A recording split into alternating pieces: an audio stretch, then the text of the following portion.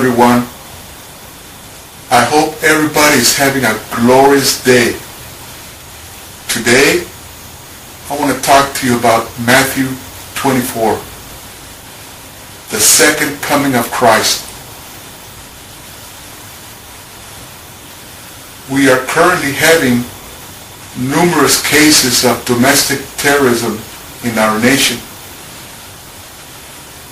We have rumors of war in the Middle East, the Ukraine, North Korea.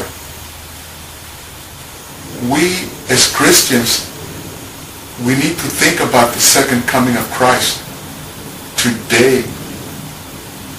The Persian Gulf on the rise tonight. New confrontations between the U.S. Navy and vessels from Iran, adding to a growing list of Iran's provocative actions against the U.S. But this time, shots were fired.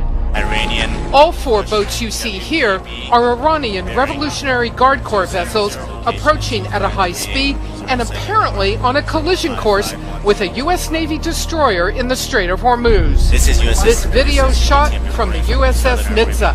It warned the Iranians with horns and flares to back off. Weapons uncovered. But at least two of the Iranian boats kept approaching, coming within 300 yards. Forcing the Nitsa to alter course Tuesday, the Iranian boats finally turning away. By Wednesday, a significant rise in tensions. Revolutionary Guard Corps boats harassing and endangering U.S. Navy vessels 3 times in 24 hours. The most dangerous, resulting in the U.S. Navy firing warning shots at the Iranians. They did feel compelled ultimately to fire 3 warning shots, and the reason for that is they had used they had taken steps already to try and de-escalate this situation. Iranian defense minister says the country will confront any foreign vessel that trespasses into its territorial waters. Brigadier General Hossein Dehqan said Iranian speedboats constantly monitor the developments and foreign vessels' movements in the Persian Gulf. Dehqan added if any vessel enters Iran's waters, it will be warned, and if the move is deemed an act of aggression, Iranian naval forces will confront the trespasser. Dehqan's comments come hours after Pentagon officials claimed Iranian speedboats, quote, harassed a U.S. warship in the Strait of Hormuz. China and Russia held their third round of talks over the Joint Sea 2016 maritime exercise in Zhanjiang City from August 16th to 21st, sharing views on the plan and arrangements for communication and logistics support. We reached wide consensus and also inspected relevant sites and facilities. The exercise will focus on joint maritime defense actions. According to Russian media, the exercise will take place from September 12th to 19th. China and Russia have stressed that it is routine and does not target any third party, but it has still drawn a great deal of attention from the United States and its allies. Australian media reports that Australia and the US plan to deploy maritime patrol aircraft and a conventional submarine to the exercise zone to monitor the drill. North Korea just fired a ballistic missile from its submarine off its east coast. It's according to the US and South Korea. Tensions are escalating between the West and China. China has ignored the international community and continues to militarize the Chinese triangle there. Vietnam now moving missiles into the region. Japan becoming more aggressive, retooling its constitution. The Philippines military bases are active again with U.S. soldiers. If war were to break out in the South China Sea, how will this affect Americans who have become absolutely dependent on cheap goods from Asia? Well, certainly America is in no position to afford a war. I mean, we're really in no position to afford peace. That's how broke we are. But certainly anything that would require the expenditure of more resources that we don't have would simply add to our problems. The government would have to run even larger deficits to absorb those costs, which means it would have to print more money. The Fed would have to create more money to monetize those deficits because Americans don't have the savings. It's not like World War II where we can go sell bonds and the American public is going to write checks. American public is broke. They have lousy jobs or they have no job at all. They can barely survive. They can't afford to pay their own bills, let alone the government's bills. So we're very, very vulnerable to any kind of increase in government spending. But even if there is no war, we're still going to have a financial crisis worse than 2008 because of the problems that already exist, let alone how much worse they would be to the extent that we had some overseas conflict to deal with. Maybe you're like some people who've been wondering about some fast-moving helicopters flying in and around Boston. This has been happening all week long, and we started looking into what they're doing after getting emails and calls from many of you. Some people told us the choppers are flying close enough that their homes are shaking, and police are only telling us this is a training exercise. Look closely and listen. You'll see and hear what some people saw last night above downtown Boston. We found this video posted to YouTube. Helicopters, one after another, flying low above the high-rises and close enough for people to notice. And not just last night, but all week. On Twitter, Fox 25 found numerous tweets from locals wondering what those helicopters were there for. Addison Hoover wrote, "Love Boston police and Marty Walsh, but maybe comically low helicopter flybys at 10 p.m. with no public viewing, not a hot idea." Chris Spinazzola also tweeted, "Is there a helicopter race over Boston tonight?" The helicopters have been flying all week in and around Boston. Boston police put out a community advisory to alert residents about a planned training exercise in conjunction with the Defense Department. They stress it's not in response to any world events. When I asked Boston police today for more information, they would only say the specifics are kept mysterious for good reason. Fox 25 also found these Black Hawk helicopters lined up today on the tarmac at a local airfield. When we asked about the helicopters, Fox 25 was directed to the Department of Defense, who wouldn't comment on the exercise. But at night, it is more like this, fast flying above neighborhoods and the city that will likely continue for the next couple of days. And North Korea appears to have upgraded security facilities in and around its Sohae satellite launching station in the northwest of the country. An analysis of recent satellite imagery by the US-based North Korea monitoring website 38 North shows the inner and outer perimeters have been extended in recent years and are now 19 and 27 kilometers long. According to the website, the upgrade may be part of a larger construction plan. It could also mean the facility will be occupied by personnel from North Korea's official space agency or the military.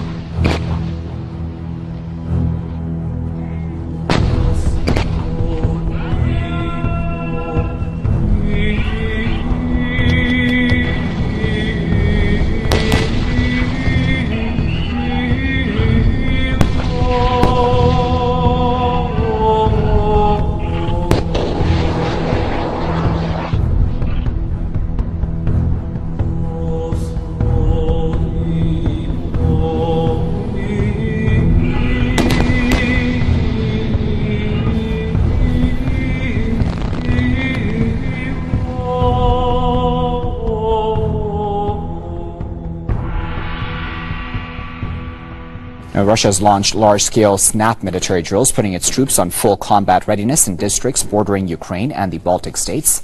Defense Minister Sergei Shoigu said the decision to launch war games was made by President Putin as the supreme commander-in-chief of Russia's armed forces. Shoigu added that troops in the country's southern, central, and western military districts, as well as the Air Force and paratroopers, were in full combat mode as of Thursday. NATO vowed at a summit in Warsaw in July to bolster its eastern flank to counter a resurgent Russia. Russia and NATO have been flexing their military muscles amid simmering tensions in Ukraine.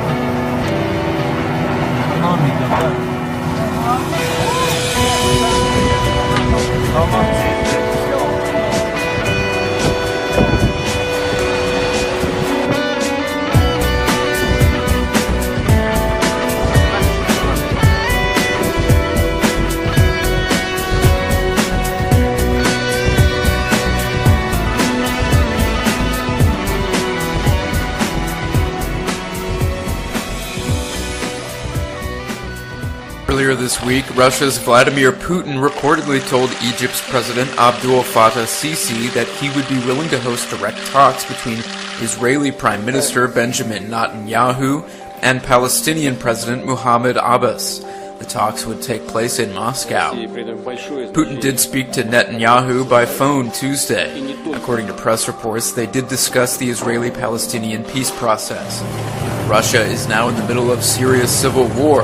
As such, Vladimir Putin may now be making a serious bid to become a Middle East peacemaker. A wave of terror attacks across Europe has brought the continent to a constant state of suspicion and fear.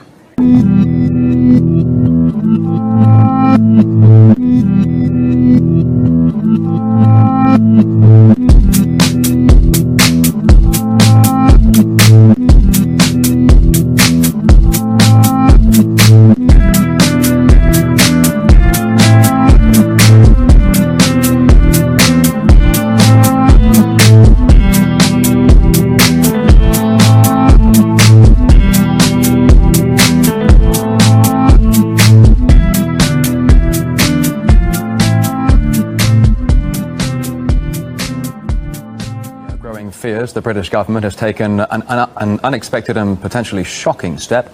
It's decided to remove dozens of CCTV cameras in London's tourist hotspots. Officials say they can't afford to operate the CCTV cameras. Surveillance systems are a set way to fuel debate on privacy versus security. But what would happen without CCTV cameras?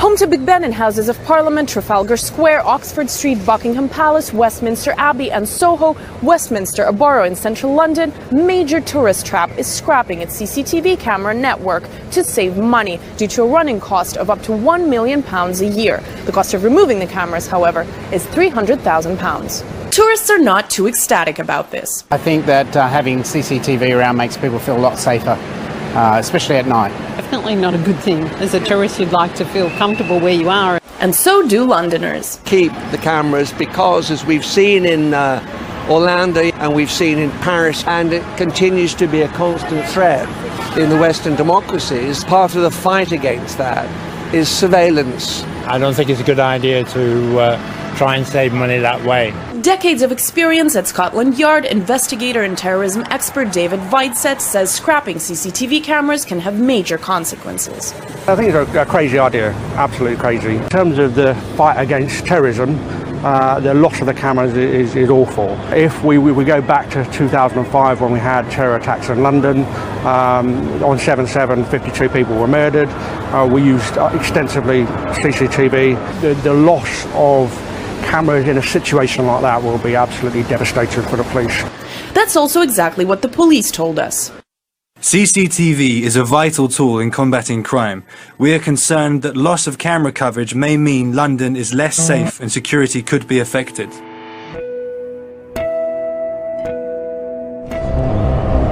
Hours ago, I had a chip implanted in my hand. What I want you to do is just take a nice through your nose and slowly blow out through your nose.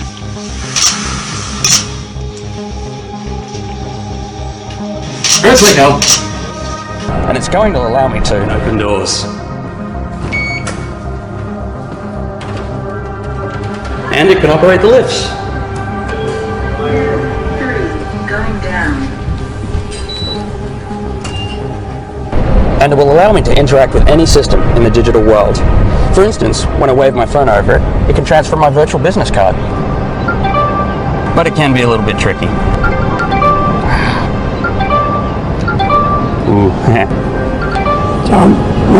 This technology has been going into our pets since the 1970s, but I can see the future is now, and I can see everyone getting one of these. You're rushed to a hospital unconscious with no ID or medical history, but thanks to a microchip under your skin, it's all there.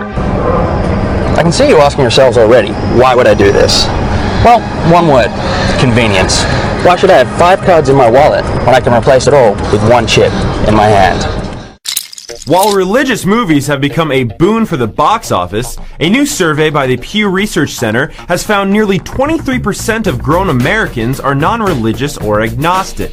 Even more startling, 78% of them were raised in a faith system and then left as adults. Upon further examination, nearly half of those religious nuns said a lack of belief caused them to leave their faith, others citing science, common sense, logic, and lack of evidence. Overall, religiously unaffected affiliated people are more concentrated among millennials at 35%. One respondent wrote he or she doesn't believe after learning about evolution in college. Another respondent said, I'm doing a lot more learning, studying, and kind of making decisions myself rather than listening to someone else. But of the growing number of Americans who are not religious, many actually are seeking religion. Almost 20% said they were religiously unsure, meaning they either were spiritually open or were following their own interpretation.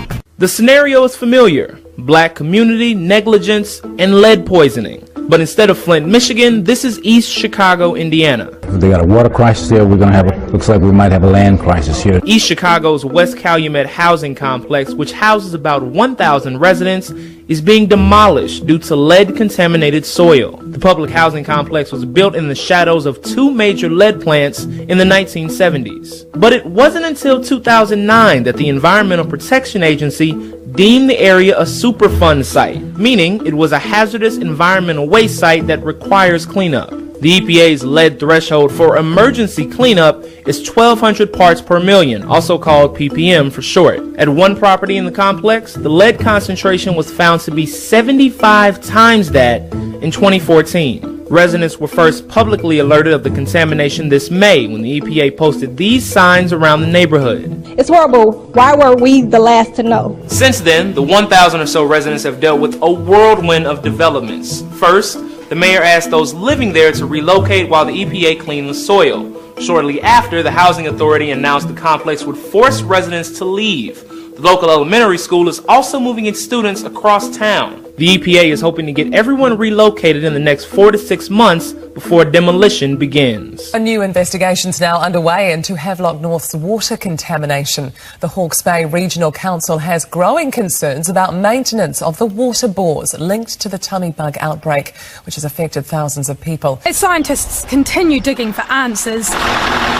there's new tension between local authorities over who's to blame for Havelock North's water contamination. No one believes there's been deliberate contamination of the water. But these new tensions can't be reassuring Havelock North residents. Hastings Council and the Regional Council are both blaming each other, but no, it doesn't help us at all. Stop pointing fingers, start working together and actually solve this blooming problem. I mean, we've been boiling water now for so long. And now at 5:30, the drought's so bad now in some areas that officials are actually asking residents to limit their showers. And there's no substantial rain in sight. The extreme drought conditions hitting Scituate very hard. That town's reservoir is less than a quarter full. Bill Shields shows us the water restrictions are getting tighter by the day. This is one of Scituate's main water reservoirs. It supplies about a third of the town's water. Today, you can see stumps and boulders, and grass is growing in the mud. Have you ever seen a summer like this one? I never have. You know, we moved here in the late 60s, and it's never been like this. In the summer, the town's population almost doubles, so does water usage. So the strain on wells and reservoirs is immense this year with the drought. Now, the town has instituted a complete ban on outside watering, even after the summer residents leave. Well, we're looking for relief from the fact that after Labor Day, the population goes down significantly. Now, in the past, people began irrigating their lawns right after Labor Day. This year, with a total water ban, that will not be allowed. All across the state, lawns are brown. Counties in our area reached severe drought status. The governor's drought advisory committee announced today that 9 counties in the state, including Sweetgrass, Stillwater, Carbon, and Yellowstone counties, have reached severe drought status. 7 more counties, including Park and Bighorn counties, are now under drought alert status. The determination is based on water supply and soil moisture data from several sources, including the Natural Resources and Conservation Service. The National Weather Service says the state's average temperatures for July were more than 4 degrees above normal. Mussels are making a mess on Long Island. Hundreds of thousands of them washed up on the beach. But why? Mussels by the pound? Think bigger. Much bigger. It's mussels by the mound and then some along the shore of the Long Island Sound in North Jamesport. They're dead and rotting away in the summer sun. There was a terrible stench. David Grunner says it was unbearable yesterday morning. At first it smelled like a garbage truck. Then he found the source. We have never had mussels like this wash up on the beach. They smell disgusting. Yeah, what do they smell like? Wet seaweed. Anytime you have a massive die-off of marine life, it's not a good thing. Dr. Christopher Gobler, professor of marine science at Stony Brook University, says it just got too hot for these blue mussels. They died, and the tide cycle carried them ashore. It's been a hot summer, and actually the water temperatures are higher than we've seen in many years in Long Island Sound. A trend that will change the makeup of our coastal waterways. He says it's possible as time marches on, there will be fewer mussels here. Japan detected a rare type of tremor deep within the Earth using a network of seismic sensors. Strong storms create rapid movements within the ocean floor called a weather bomb. The spirally movements originate from an evolving tropical storm over the North Atlantic Ocean, creating rippling effects that scientists then track to calculate the depths of our planet. The speed and direction of the tremors is completely dependent on the type of materials they pass through. Carefully measuring these movements from earthquake waves has allowed scientists to get a good idea on the structure and composition of the depths of our planet. This entertainment center in Baton Rouge has been transformed into the state of Louisiana's largest shelter. On average, 1,000 people spend the night here. Those who occupy these beds don't have a choice. Obviously a very large-scale disaster. Tens of thousands of homes were destroyed. So just for the Red Cross role in this, early estimates are as much as $30 million. But so far, donations have brought in just under $8 million. With that money, the Red Cross has been able to provide temporary shelter, meals, and medical aid, as well as counseling to help heal psychological scars. These folks have just lost everything. They don't really have any place else to turn at this point, and so it's clearly a very traumatic situation. The greatest challenge here, finding temporary housing for displaced residents. Statewide, the number of people staying in shelters skyrocketed to more than 11,000 after the flood. The death toll from the earthquake in central Italy continues to climb. At least 250 people have been killed, and the number could rise as rescue teams continue to search for any remaining survivors. Sarah? A town in ruins. Rescue teams have worked uninterrupted throughout the night, looking for survivors. They're exhausted and covered in dust, but there is a determination not to give up until everyone who is missing is accounted for. It's difficult and dangerous work, made even harder by the powerful aftershocks that still rock the town. Late on Wednesday, there were cheers in the nearby village of Pescara del Tronto when a young girl was pulled out of the rubble after being trapped for 15 hours. But back in Amatrice, the daughter of the couple who's missing in the collapsed apartment is still waiting anxiously for news of her parents. After hours of searching, painstakingly picking through the debris, the rescue teams finally find them. The moment she feared is realized. 2 more fatalities of Wednesday's devastating earthquake. Meanwhile, back in this country, Indiana governor and vice presidential candidate Mike Pence left the campaign today to visit Kokomo, which was slammed yesterday by tornadoes. At least one was an EF3 with winds of more than 150 miles per hour. Remarkably, no one was killed. The gentleman beside me pushed me down. He was like, "Get down," and he put his arm around me to shield me. Hannah Harris was in this Starbucks when a manager told all customers to run into the bathrooms because a tornado was headed their way. And he saw the funnel behind Best Buy. And so then he shut the door in the bathroom, told everyone, "Close the door, it's coming." Harris says about 20 people were huddled in the bathrooms as the twister collapsed the building around them. Oh my God, Starbucks just got blown over. It was devastating, but it was also just a relief to know that I came out alive in that. And really, I shouldn't have. As many as 15 tornadoes touched down across Indiana Wednesday, leaving behind a trail of damaged cars, broken windows, and entire neighborhoods in shreds. Neighbors found my dog. She's alive. That's all you can ask for. This is all that's left of 54-year-old Becky Sweeney's home, where she's lived the past 16 years. It is overwhelming, but you gotta do what you gotta do. You can't just lay down and die. God lets you live through it for a reason. I hope that you enjoyed this presentation. Thank you for watching.